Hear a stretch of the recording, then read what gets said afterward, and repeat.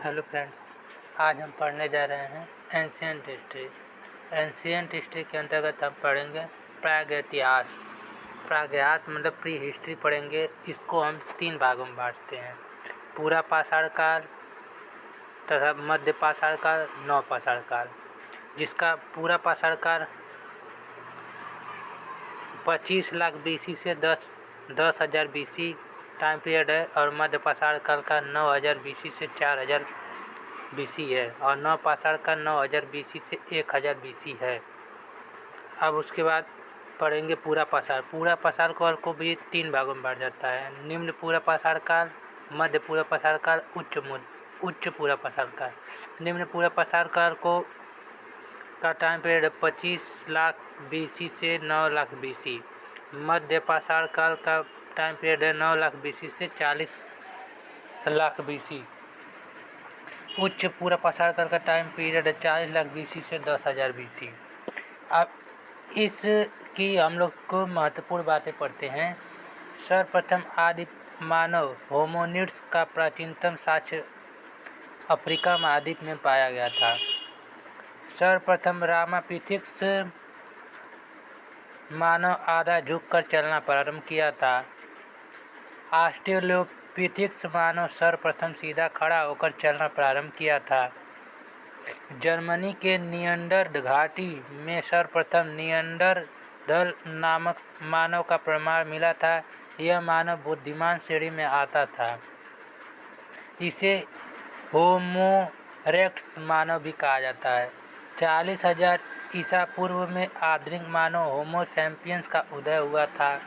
सर्वप्रथम अंग्रेज पुरातत्व विद्वान प्राइमरेज ने भारत के प्राचीन स्थलों के बारे में जानकारी दिए थे। इसके बाद प्राचीन स्थलों की खोज प्रारंभ की गई थी। मार्टिन विलियर महोदय ने सर्वप्रथम प्राचीन स्थलों को क्रमबद्ध तरीके से व्यवस्थित किए थे। विद्वान स्टुअर्ट फ्रीगेट ने अपनी पुस्तक प्री हिस्टोरिका इंडिया में प्राचीन स्थलों के बारे में जानकारी दी थी। अब हम पढ़ेंगे पूरा पाषाण काल। पूरा पाषाण काल की बातें। इस काल के मानव असभ्य एवं बर्बर थे, जो अनसिविलाइज्ड थे। कृषि का ज्ञान उन लोगों को नहीं था, उन लोगों को एग्रीकल्चर का ज्ञान नहीं था। इसीलिए अपनी उदरपूर्ति के लिए, अपने पेट को भरने के लिए जंगलों में एक स्थान से दूसरे स्थान तक वह भटकते रहते थे। इस काल के मानव आग की उपयोगिता से अपरिचित थे। जो इस काल के मानव थे, आग का प्रयोग नहीं जानते थे, इसलिए कच्चे मांस खाते थे। पूरा पाषाण काल के मानव का कोई समाज नहीं था। यह लोग नग्न अवस्था में रहते थे। यह लोग कपड़ा विहीन रहते थे, और इस काल के मानव जंगली जानवरों का शिकार करके कच्चे मांस के रूप में उपयोग करते थे। नदियों एवं झरने के किनारे मारी गई मछलियां एवं जंगली फल फूल एवं कंदमूल इत्यादि खाते थे। इस काल के मानव का निवास स्थान झरनों एवं नदियों के किनारे होता था, ताकि उनको आसानी से पेट भरने का खाना मिल सके। पहाड़ की कंदरियाओं के पास वृक्षों के ऊपर बैठकर रात गुजारते थे। पूरा पाषाण काल के मानव का मुख्य उद्देश्य खाद्य संग्रह एवं आखेट करना था। पूरा पाषाण काल के मानव का मुख्य उद्देश्य था खाना को एकत्रित करना तथा अपने शिकार करना। पूरा पाषाण काल को 3 भागों में बांटा गया है, निम्न पूरा पाषाण काल, मध्य पूरा पाषाण काल तथा उच्च पूरा पाषाण काल। अब हम पढ़ेंगे निम्न पूरा पाषाण काल। Lower pathologist as. 1863 ईस्वी में भूवैज्ञानिक रॉबर्ट हुट ने मद्रास के निकट पल्लवन नामक स्थान से सर्वप्रथम निम्न पूरा पाषाण काल के स्थलों की खोज की थी। निम्न पूरा पाषाण काल के मानव की खोपड़ी का प्राचीनतम साक्ष्य मध्य प्रदेश के हथनौरा गांव से प्राप्त होता है। निम्न पूरा पाषाण काल के मानव की चित्रकारी का प्राचीनतम प्रमाण मध्य प्रदेश के भीम बटेका की गुफा से प्राप्त होता है। इससे यह ज्ञात होता है कि मानव बड़े जानवरों आग से डरता था। निम्न पूरा पाषाण काल के मानव आग से परिचित थे, लेकिन आग की उपयोगिता से अपरिचित थे। आग से परिचित थे मगर आग को का यूज नहीं कर पाते थे। अब हम पढ़ेंगे निम्न पूरा पाषाण काल के स्थल। स्थल पहला हैंड एक्स संस्कृति यानी मद्रास में। यह संस्कृति मद्रास में पाई गई थी, इसीलिए हैंड एक्स संस्कृति को मद्रास संस्कृति के नाम से जाना जाता है। यहाँ के औजार यानी उपकरण कुलीवर था, स्पेकर था, हस्त कुठार था। कुलीवर का उपयोग कहाँ कहाँ किया जाता है?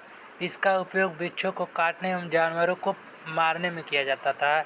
स्क्रैपर, इसका उपयोग वृक्षों के छाल एवं जानवरों की खाल चमड़ी को उतारने में किया जाता था। हस्त कुठार, हाथों से पकड़कर जानवरों के ऊपर घात कर यानी प्रहार कर किया जाता, उनको मारा जाता था। अब हम पढ़ेंगे स्थल 2, चापर चिपिंग पेबुल संस्कृति, पंजाब पाकिस्तान। पाकिस्तान के पंजाब में स्थित सोहन नदी घाटी के किनारे चापर चिपिंग पेबुल संस्कृति पाई गई, इसीलिए इसे सोहन संस्कृति के नाम से जाना जाता है। यहाँ के औजार थे चापर, इसका प्रयोग कलीवर के समान किया जाता है यानी वृक्षों को काटने और जानवरों को मारने के लिए किया जाता था। चॉपिंग, इसका प्रयोग स्पेकर के समान किया यानी वृक्षों की छाल एवं जानवरों की छाल को निकालने के लिए किया जाता था। निम्न पूरा पाषाण काल में क्वार्टजाइट यानी क्वार्टजाइट पत्थर पाषाण से निर्मित औजार उपकरण बनाए गए थे। इसमें हम महत्वपूर्ण बिंदु पढ़ेंगे। आग की जानकारी निम्न पूरा पाषाण काल में हुई थी। निम्न पूरा पाषाण कालीन मानव की खोपड़ी कहाँ से प्राप्त हुई? हथनौरा से। निम्न पूरा पाषाण काल की प्राचीनतम चित्रकारी कहाँ से प्राप्त हुई? भीमबेटका यानी एमपी मध्य प्रदेश से। अब हम पढ़ेंगे मध्य पूरा पाषाण काल, मिडिल पैथोलॉजिक एज। मध्य पूरा पाषाण काल को फलक संस्कृति के नाम से जाना जाता है, क्योंकि इस काल में फलक वाले औजार यानी उपकरण अत्यधिक मात्रा में पाए जाते थे। यहाँ के औजार निम्न थे: फलक थे, बेदेनी था, छेदिनी था, खुरचीनी था। यहाँ के स्थल निवास एवं चिरकी जो महाराष्ट्र में पड़ता है। इस काल के औजार जेस्पर, चट एवं क्लिप पाषाण से निर्मित थे। अब हम पढ़ेंगे उच्च पूरा पाषाण काल, अपर पैथोलॉजिक एज। उच्च पूरा पाषाण काल में आधुनिक मानव यानी होमो सेपियंस का 40,000 ईस्वी से 10,000 ईस्वी तक उदय हो चुका था। उच्च पूरा पाषाण काल में सर्वप्रथम जानवरों के हड्डियों से निर्मित औजार बनाए गए थे। हड्डियों के औजारों का हार्पून या मत्स्यमाल कहा जाता था। यहाँ के औजार ब्लेड यानी पतला, सकरा एवं बारीक होता था। इसका प्रयोग जानवरों को चीरने या फाड़ने के काम आता था। यहाँ के स्थल निम्न थे: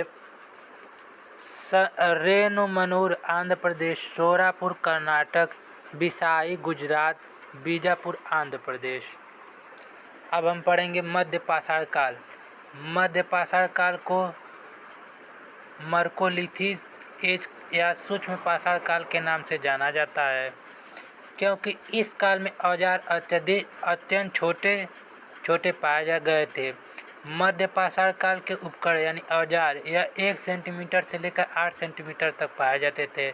इसमें औजार थे: कोण था, त्रिकोण था, नवचंद्रकार था, नुकीला औजार थे। मध्य पाषाण काल के स्थल: बागौर जो राजस्थान में पड़ता है, लगनाज गुजरात, सराय नहर राय, दमदमा, महदमा, आदमगढ़ जो मध्य प्रदेश, यह प्रतापगढ़ में पड़ते हैं। सराय नहर राय, दमदमा, महदमा। मध्य पाषाण काल में सर्वप्रथम पशुपालन का साक्ष्य प्राप्त होता है। मानव ने कुत्ते को सर्वप्रथम पालतू जानवर बनाया था। पशुपालन का प्राचीनतम साक्ष्य आदमगढ़ यानी मध्य प्रदेश से प्राप्त होता है। भेड़ और बकरियों के पशुपालन का प्राचीनतम साक्ष्य बागौर से मिला था। दमदमा से 41 शवागम का साक्ष्य मिलता है। मानव अस्थिपिंजर यानी मानव कंकाल तंत्र का प्राचीनतम प्रमाण मध्य पाषाण काल से प्राप्त होता है। अब हम पढ़ेंगे नव पाषाण काल। 1865 ईस्वी को सर जॉन लुबाक ने अपनी पुस्तक प्री हिस्टोरिका टाइम्स में सर्वप्रथम वियोलिथिक या नव पाषाण काल शब्द का प्रयोग किए थे। नव पाषाण काल में कार्य: इसमें कृषि का आरंभ हुआ था, बड़े स्तर पर पशुपालन होने लगा, अस्थायी निवास बनने लगा। आग का उपयोग होने लगा। सूती वस्त्र का उपयोग होने लगा। यातायात के लिए पहिए का आविष्कार किया गया। सर्वप्रथम तांबा धातु का उपयोग प्रारंभ किया गया। मृदभांड यानी मिट्टी का बर्तन का उपयोग किया गया। पालिश एवं दृढ़ित युक्त पाषाण औजार का उपयोग किया गया। इस काल में मानव सभ्य हो गए, पक्के पकाए भोजन खाने लगे।